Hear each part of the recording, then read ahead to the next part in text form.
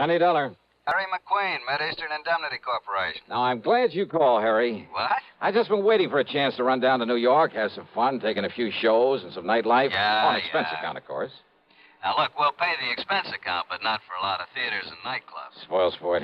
Johnny, can you come down here right away? Sure. Good. What's the trouble, Harry? Dan Diamond. Dan Diamond? That's right. Well, nice talking to you. Now, what's that mean? It means I suddenly think I have an important assignment in Podunker, Timbuktu. You mean you're afraid to get involved with our friend Mr. Diamond? It's Johnny. just that I relish the thought of maybe living to a happy middle age is all.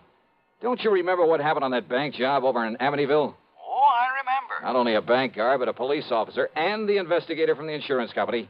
All of them suddenly turned their loving wives into widows. I know. Diamond. So he's still in business, huh? Well, apparently not. And I use that word advisedly. Apparently, he's retired from his career of crime and is growing orchids at his little home in Long Beach, California. Yeah, That is... on the dough from that Amityville job. That is when he's out there. Oh, where is he now? Right here in New York City, and he just happens to have lifted some $75,000 from a small but expensive jewelry store. Then lock him up and throw the key away. I'm afraid it's not that easy.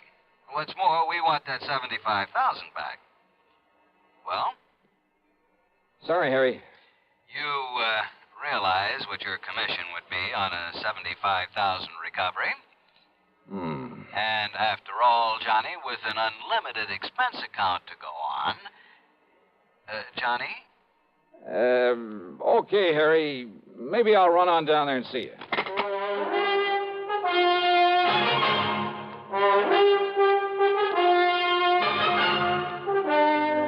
CBS Radio brings you Bob Bailey in the exciting adventures of the man with the action-packed expense account, America's fabulous freelance insurance investigator. Yours truly, Johnny Dollar.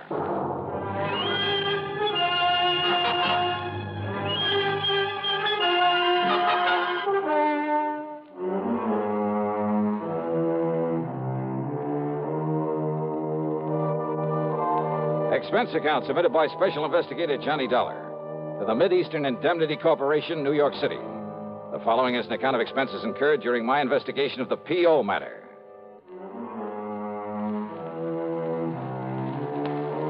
So who wants to tangle with a character like Danny Diamond?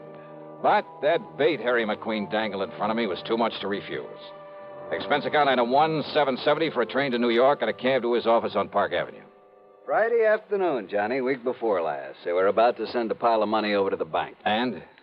Diamond simply walked in, put a gun on the man at the vault, made him crawl under a table, and then scooped up the $75,000 and slipped out into the street before the vault man could hit the alarm button.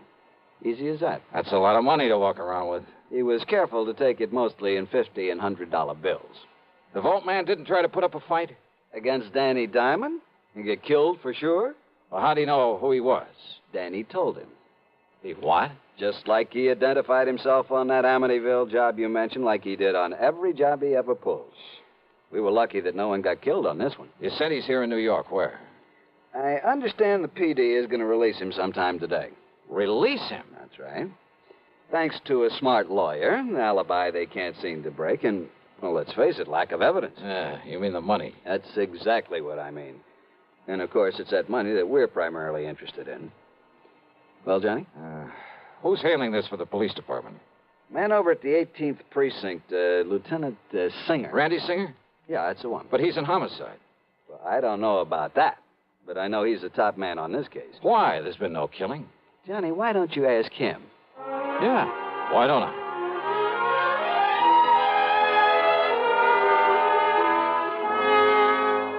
Because on nearly every previous job that Dapper Danny pulled, there was a killing. And I was assigned to him. I got to know him and his routine, his methods better than anybody else in town. But not well enough to nail him down. Yeah, I'm afraid that's true. Anyway, they made a special out of this one and put me on it. And from the way you say that, Randy, you haven't got very far. Johnny, I haven't got to first base. Oh, sure, we locked him up on suspicion, got the DA to really cloud up and rain all over him, but thanks to that smart mouthpiece he hired and an alibi so solid you couldn't smash it with a hydrogen bomb. Plus, no sign of the money. Yeah, that's right. Anyway, they're letting him loose, and he'll go back to California free as a bird and 75 G's to the good. You sure it was Danny Diamond pulled this one, huh? Well, everything, Johnny. His perfect timing, his modus operandi, that egotistical trick of identifying himself, the description of him, his doing it solo, the fact he didn't stash it away in a bank. I've checked every bank in town. Well, everything, Johnny, says it's him. You mean it's he? Hmm? What's your English, Randy? Oh, English, to heck with it. Him's the... I mean, he's the one that did it. But unless we can lay our hands on that $75,000... Have you checked out where he's been staying? What, are you kidding? I went over with a fine-tooth comb. Nothing in his hotel room, his luggage, no little package left in the hotel, save nothing. He gave us a list of where he's been, what he's done since he got in town, and it all checked out to the minute. Yet somehow he managed to stash away that wad of money. Yeah, you find it, Johnny, and we'll nail him. Now, what's to have stopped him from passing it to some pal for safekeeping? No, Johnny. You sure of that? Now, Diamond works alone. He'd no more let anybody else have a gander at that money. Why, Danny wouldn't trust it with anybody short of the United States government. And I'm sure he isn't turning any of it over to Uncle Sam. Ask me, Randy, you got a pretty thin case against him. Yeah, but I'd bet my own life that he did this job. And if you or I or anybody can find that dough on him or anywhere near him... You'll nail him. You said it. You want to take a crack at him? Mighty thin case, though. Johnny? Okay, if you're so sure that he's the one, Randy, well, that's good enough for me. Oh, what are you going to do? Answer your phone. Oh, sure. Singer. Yeah? Yeah? Well, where'd he... Okay, then all I can do is alert somebody out where he lives to... Yeah. They let him go, Johnny. He's on his way. To where? Who knows? Okay, then I'm on my way. Yeah, where? What are you going to do? To coin a real corny one, California, here I come.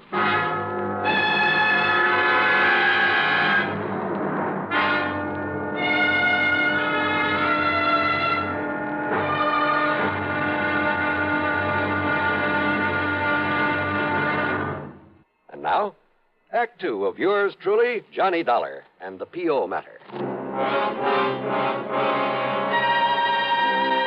I got a recent picture and a complete description of Danny Diamond from Lieutenant Randy Singer. And I'll find out who you ought to contact there at the PD in Long Beach, Johnny, and send you a telegram. Then I spent item 2, $166.25 for a plane ticket to Los Angeles. When I got aboard, I began to think that maybe I'd fallen into some luck for a change. And not for the usual reason. Though, of course, I'd hoped to find myself next to a gorgeous blonde with ideas and plenty of time on her hands. No, it was because the passenger sitting right next to me, holding a big dispatch case in his lap, and I mean holding onto it, was none other than... Diamond's the name. Danny Diamond. What's yours, mister? It's Reynolds. Jerry Reynolds. Oh. For a minute, I thought there was something familiar. I guess I was wrong. But, haven't I heard about you somewhere? Oh, I don't know why not. Danny Diamond? Dapper Danny, they call me. Oh, yeah. Oh, you probably read about me in the papers. Lousy bunch of New York cops trying to hang that jewelry store heist on me. Yeah, something like $75,000, wasn't it? Yeah. It's going to keep somebody real happy for a long, long time, Mr. What'd you say your name is? Reynolds. Jerry Reynolds. Yeah. That's right, to pin that on Danny Diamond, huh? I'd like to see him pin anything on me. And not because I haven't been trying. Trying for years, Johnny. It's Jerry. Yeah. Yeah, that's what I meant. But they're wasting their time. Just like they're wasting their time trying to find that 75 G's. Hey, look, don't get me wrong, Mr. Diamond. Call me Danny. But the way you're hanging on to that dispatch case, you'd think it was loaded with, Yeah? Yeah, what about it? Nothing. Just forget I mentioned it. Yeah. And don't you get me wrong. But maybe you'll stay a lot happier, let's say, if you forget that you mentioned it, too. Well, now, look, Danny, Just forget it. Sure. Why not? You live in Los Angeles? No. Long Beach. Why? Oh, I just wondered. Yeah. What are you going to L.A. for? Oh, just to spend some time with an old pal of mine. Huh? Who? Where's he live? Section of L.A. called Westwood Village. It's out beyond Beverly Hills. Yeah, I know. What's his name? Well, now, look, does it make any difference? Maybe I know. Maybe we got mutual friends. What's his name? Johnstone. Johnstone? That's right, Jack Johnstone. What's he do? Oh, he's a writer, among other things. I don't know. Moving pictures? Radio, television. Radio, huh? That's right. I don't know. I hardly thought you would. Something kind of familiar about that name, though. See, I listen to radio, you know what I mean? Doesn't everybody? So, look, I'm going back in the galley, see if I can pry another drink out of that blonde stewardess. Well, I doubt if you'll have any luck, but go ahead. Just leave it to me. You want me to bring you one? Why not? If you can. Leave it to me. He carefully set the dispatch case on the seat. But as he swung back up the aisle, he kept half looking over his shoulder. If I picked it up and tried to open it, he'd know exactly what I was doing. Even as he stood there talking to the stewardess, trying to force some money on her, he kept his eyes on me. But I had to find out what was in that case. And what I could do was keep looking out the window and with one hand open the clasps on it. That much he couldn't see. And then when he came back to his seat with his hands full, all I'd have to do... How dumb can they be? Those chicks would make a lot of extra dough. Make a lot of friends, too, if they forget the rules now and then with that liquor they got back there. Well, sit down. Don't worry about it. Hey, wait a minute. 2 seats up, that guy sneaking a bottle out of his coat. I'll bet you a 10 spot will get that for you and me. Wait and see. But again, he kept his eyes on me, even while he passed over the money and parted the other man from his half-pint bottle and the small plastic cup he had. But this time, as he came back to his seat, his hands were full. See? You got brains, a little money, you get anything you want. Sure. Hey, here, I'll move this case out of the way so you can... Oops. Say, what do you think? You clumsy, crazy jerk. The little case was loaded, but the papers that fell out that he quickly shoved back into it were not money. No, they were clippings from the New York newspapers. Yeah, news items about the robbery. That was all. Wait, though. Was he using them in the dispatch case for a decoy? Or just to fan that ego of his? You dumb, clumsy fool. Oh, sorry. Sorry, huh? Sure, of course I am. Listen, if I thought maybe you'd done that on purpose... Yeah? Well... Forget it. Sure. Now, about that little drink you promised. Sure. Why not?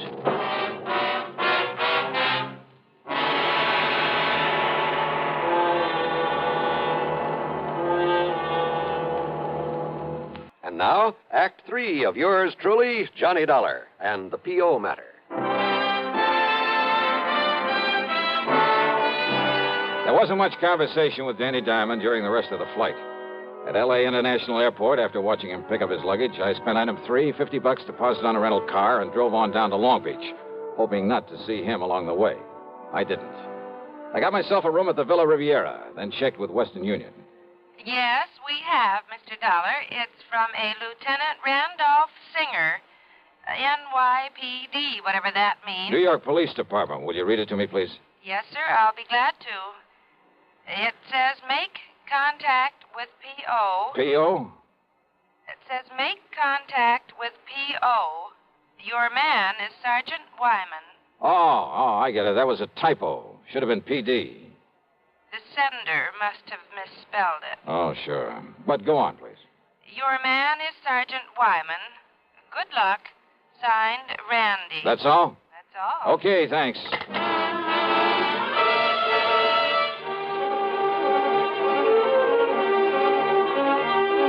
Item 4 was 10 cents for that phone call.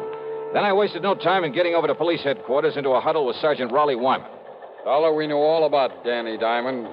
What he is, where he got his money for that house of his out on Fern Drive and for living it. But unless he tries to pull something around here, there's nothing we can do about it. I know what you mean, sir. But if you can get something on him and make it stick, why, this whole town will love you dearly. Something like that 75,000 robbery in New York? Yeah. Oh, Lieutenant Singer told me on the phone that's what you're out here for. That's it? Said some pretty nice things about you, too. Well, if there's anything we can do, if you just... There is. I want to look at not only Danny's home, but the luggage he just brought in the plane. Well, in order to get out a search warrant. No search warrant. What? Look, can you get him over here for a couple of hours before he has a chance to unpack and settle down? I made real time driving here. He ought to be arriving just about now. Well, let me think. Hey, call him up. Tell him you want to see him here at headquarters. Can you get him down here? Sure. He loves to sit around here and shoot off his big mouth and try and make fools out of us. What excuse? Oh, tell him there were some prowlers around his place while he was away. Tell him anything. Now, look, Dollar, if you're planning what I think and without a search warrant... Sergeant, so far as you know, all I'm going to do after I leave you here is take a nice long walk along the beach. Well, okay? Okay, Dollar.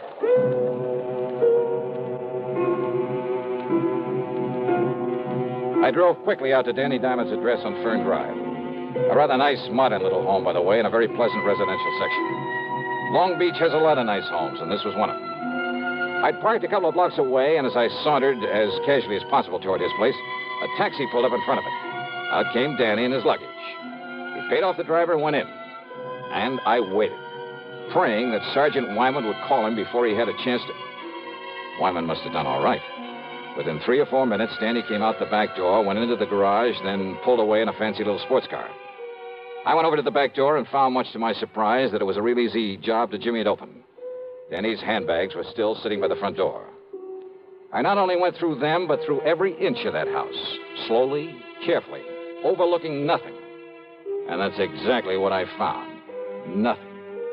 Except that is for a large floor safe under one of the rugs. But I knew he hadn't had time to get to it, and besides, the dust around it showed it hadn't been opened recently. No, Randy Singer was wrong. If Danny did take that money, he must have stashed it away somewhere. Or left it with somebody, probably back in New York. Despite what Randy had said about his operating alone, trusting no one, not even the banks, about trusting no one short of the United States government. The government? Wait a minute. I beat it back to police headquarters and Sergeant Raleigh Wyman. I kept him here just as long as I could. Danny only left a couple of minutes ago.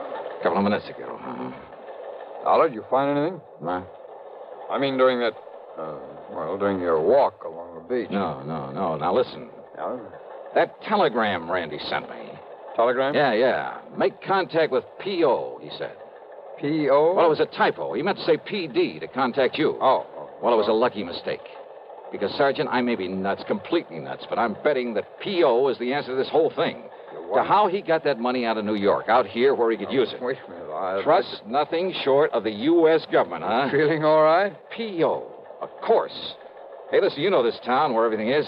Well, sure. Then there's just one building around here I need to know the location of. And I hope I can get there before he does. The P.O., the post office I drove to, was only a few blocks from Danny's home. Danny's car was parked in front of it. I slipped inside and waited behind a post.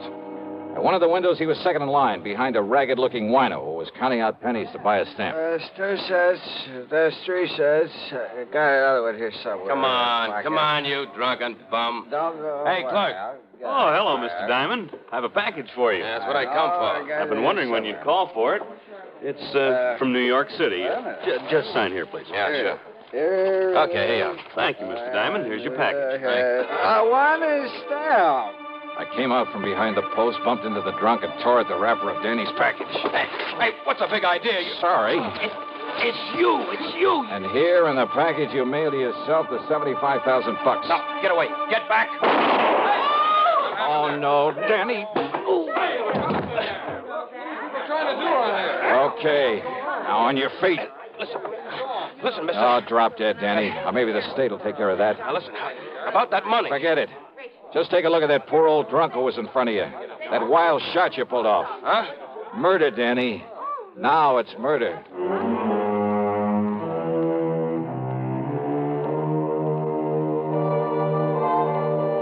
So, from here on in, of course, it's in the hands of the law, the courts. As to credit for solving this one, well, actually, it all goes to a simple typographical error. Funny. Expense account total, including hotel and the trip back to Hartford, $397.70. Yours truly, Johnny Dollar.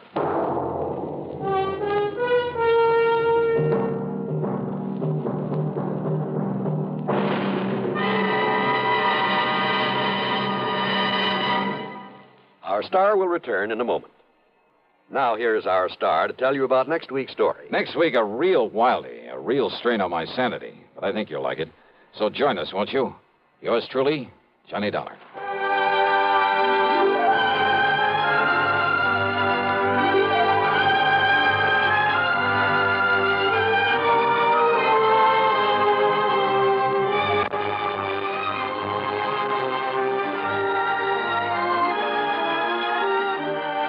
truly, Johnny Dollar, starring Bob Bailey, originates in Hollywood and is written, produced, and directed by Jack Johnstone.